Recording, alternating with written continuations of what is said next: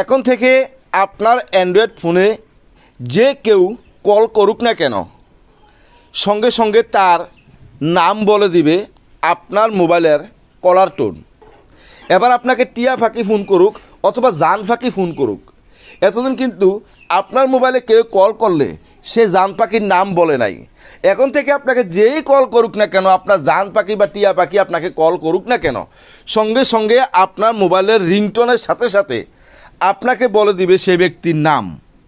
তো বন্ধুরা, কিভাবে বলবে আজকের সেই সেটিংটি?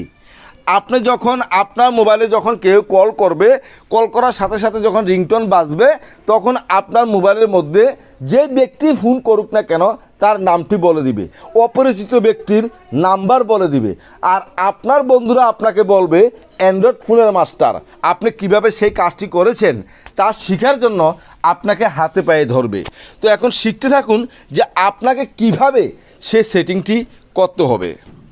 আপনার সেই সেটিংটি করার জন্য আপনি কি করবেন, এখানে ডাইরেক্টে ডায়াল প্যাডে চলে যাবেন।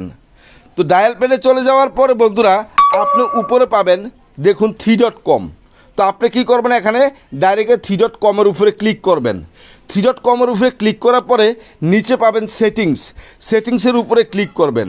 সেটিংসের উপরে ক্লিক করার পরে আপনি কি করবেন, নিচের দিকে এরকমভাবে স্ক্রল করবেন। স্ক্রল করলে আপনি পাবেন কালার আইডি অ্যানাউন্সমেন্ট। আপনি কালার আইডি অ্যানাউন্সমেন্টের উপরে ক্লিক করবেন। এখানে পাবেন আপনি দেখুন অ্যানাউন্স আপনার কালার আইডি।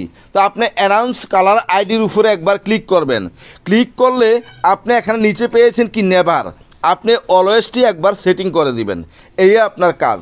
এবার আপনার যে ব্যক্তি আপনাকে কল করুক না কেন সঙ্গে সঙ্গে আপনাকে সে ফোনের নাম্বার বলে দিবে এবং সেভ নাম্বার থাকলে আপনাকে নাম বলে দিবে।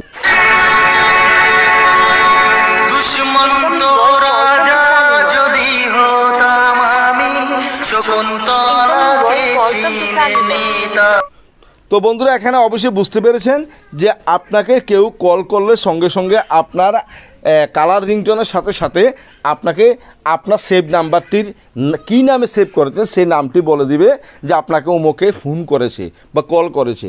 আর অপরিচিত ব্যক্তি হলে আপনার সেই মোবাইল নাম্বারটি আপনার যে কালার রিংটোনের সাথে আপনাকে বলে দিবে। তাহলে অবশ্যই শিখতে পেরেছেন যে আপনি কিভাবে আপনার মোবাইল অপরিচিত ব্যক্তি অথবা সেভ নাম্বারটি কালার রিংটোনের সাথে সাথে আপনাকে